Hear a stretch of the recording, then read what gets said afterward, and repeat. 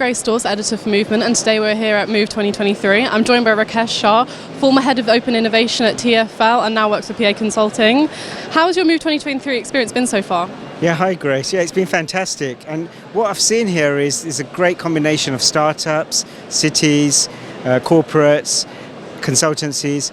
So we've got real diversity of thought, people with lots of innovative ideas, and most importantly, they want to make sure that cities are ready for the future. Great, and you just recently had a talk on pushing the boundaries of public sector innovation. Can you give us some brief highlights, takeaways from that panel? It was fantastic to be on stage with Thomas Abelman, who I used to work with very closely. And this challenge around how does the public sector innovate is a really important one. The public sector spends around £300 billion a year. And as a result, there's a significant opportunity to innovate. There are some fantastic innovators here that I mentioned. How do we create the right processes, the right procedures, which allows us to unlock the value that these innovators can bring and create new value for our city? And what we discussed on stage are some of the barriers, but also some of the solutions to get things right. And you recently helped to produce the Transport Resilience Report.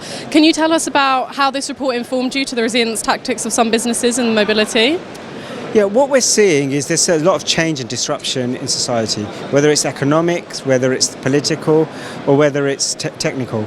And as a result, resilience now needs to be front of mind. It's not just an ad hoc activity. So it's about creating the right resilience mindset, it's about creating the right resilience muscle, so you're always on. But it's also about not just being resilient as one organisation, but being resilient with your wider ecosystem.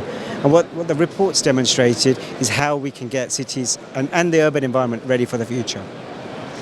Amazing. And what do you think public mobility will look like in the near to distant future? What are your predictions for it? I think we've just come out of the pandemic. And what's really important is that the recovery that we're going through is not a car-based recovery. It's really important that we continue to invest in mass transit. People are using buses, the tube, and other forms of mass transit. But also I see more people using active forms of transport. But also in parallel, we need to think about what new emerging technologies, new trends are coming out over the next few years, whether it's connectivity, whether it's energy, and how do we ensure that we're also testing, trialling, and building the evidence for new technologies. So not only are we delivering for today, but we're also delivering for the future. Great. And lastly, everyone's making a Move pledge this year. Can you tell me what yours will be? Yeah.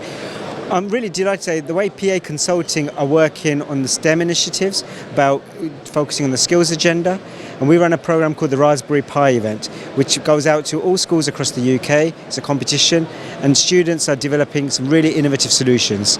And I think the big thing for me and at PA is how do we ensure that we're supporting the skills of the future. Amazing. Well, thank you so much for chatting with me today, Rikesh. Thank you.